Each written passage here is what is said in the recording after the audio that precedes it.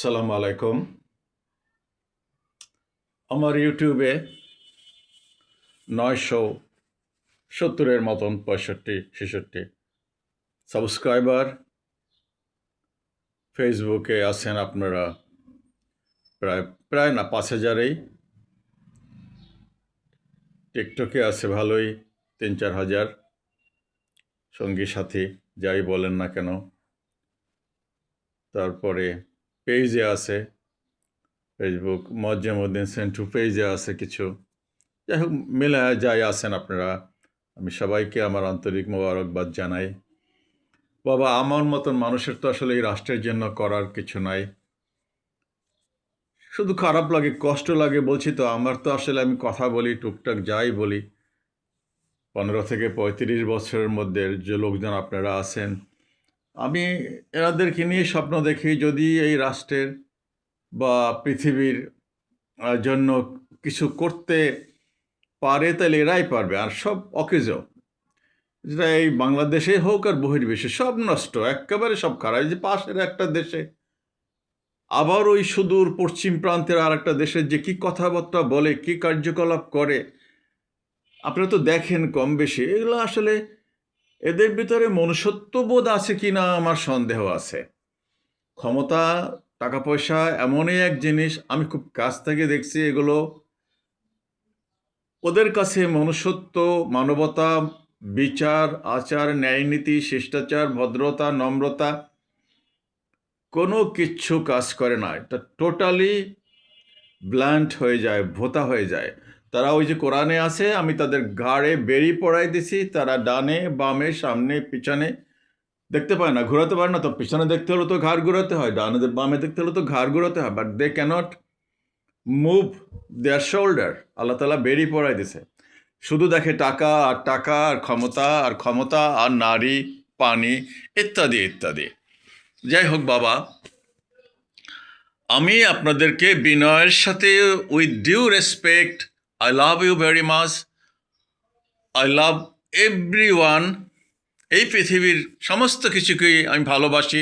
ওই যে কতগুলো চড়াইকে আমি খাবার দিই, আমার এত মজা লাগে, ওরা আসে 10টা 12টা 15টা। কতদিন দিতে পারবো তো আমি জানি না, but I like and love them. ছোটোবেলায় খুব পাখি মারছি অবশ্য, কষ্ট লাগে ওগুলো, তখন তো বুঝি নাই, তখন তো ইয়াং ছিলাম আর কি। এখন ওদেরকে খাবার দেই, ভালো লাগে। মুরগি পুষছিলাম একবার, কই মাছ পুষছিলাম, হাঁস পুষছি, যাই হোক পুষি এগুলো শখের বসে। এখন এগুলোকে কিছু পাখি কিনছিলাম, বলে রাখি এখানে, ওই যে বাজরিগড় নাকি, এগুলো এত দুষ্ট, এগুলো উড়ে যেতে চায়। নেট টেট কিনছি, অনেক টাকা নষ্ট করছি, 1-2 হাজার টাকা নষ্ট করছি পরিশ্রম করে। হঠাৎ ভাবলাম যে না, এর চেয়ে ভালো আমার এই চড়ই ভালো। ওদেরকে তো নেট দিয়ে আটকান লাগবে না, আমার ওরা খেতে আসবে, আমি দেখব, কথা বলবো, পানি দিছি, খাবার দিছি। আমার বাগান আছে, গাছ আছে এখানে প্রায় 100-150 বট গাছ। তো ওর ভিতরে আসে, গুড় গুড় করে খায় দায়, ভালোই লাগে।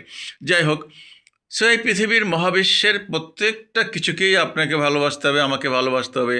এই ধূলিকণা ছাড়া আমরা চলতে পারবো? এই ধুলাবালু দিয়েই জমি তো সৃষ্টি, দালান কোঠা বালু ছাড়া তৈরি হয়। ঘৃণা করলে তো এগুলো চলবে না, এর ভিতর দিয়ে বাঁচতে হবে। ধুলাবালু অনেক মাছে খায়, অনেক পাখিতে খায়। ধুলাবালু ছাড়া কোনো কিছু পয়দা হবে? কোনো পৃথিবীটাই তো ধুলাবালু দিয়েই তৈরি, ডাস্ট দিয়ে তৈরি। যাই হোক, সে ভালোবাসি, আপনাদেরকেও ভালোবাসি। আপনারা তো অনেক মূল্যবান, অনেক জীবন, প্রতিটা মানুষই আমার চাইতে হাজার হাজার গুণ মূল্যবান। আপনাদের ভবিষ্যৎ আছে, আমার তো আর কোনো ভবিষ্যৎ নাই। তো যে কথাটা বলার জন্য আজকের এই ভূমিকা টানলাম এতক্ষণ বাবা। আর যাই করেন, যারা ভোটাধিকার আছে, যাদের ভোটাধিকার, আপনারা যারা ভোটার হয়েছেন আর কি, দল মত এইসব আপনার যাচাই করার দরকার নাই। আপনার জ্ঞানে, নিজের বিবেকের কষ্টিপাতেরে যাচাই করে একজন ভালো মানুষকে ভোট দিন। এই আবেদনটা, এই আকুল মিনতিটা করার জন্যই আমি এই এখন কথা বলতেছি। আমার অনুরোধ, আমি জানি না আপনারা কে রাখবেন কে রাখবেন না, কার হৃদয় মনে আমার কথা আবেগ সৃষ্টি করবে, কি পৌঁছাবে কি পৌঁছাবে না, বা আপনারা শুনবেন কি শুনবেন না, ডিসিশন নেবেন কি নেবেন না, এটা আপনার, আপনার পরিবার, আপনার দেশ, আপনার সমাজ, এই পৃথিবী সব কিছুর জন্য মঙ্গলজনক। আপনার বিবেকের কাছে যাকে মনে করেন যেন একটা সৎ মানুষ, দেশ এবং জনগণের জন্য কিছু ভালো কাজ করবে, তাকেই ভোট দিন। এটাই আমার অনুরোধ। আল্লাহ হাফেজ, আসসালামু আলাইকুম।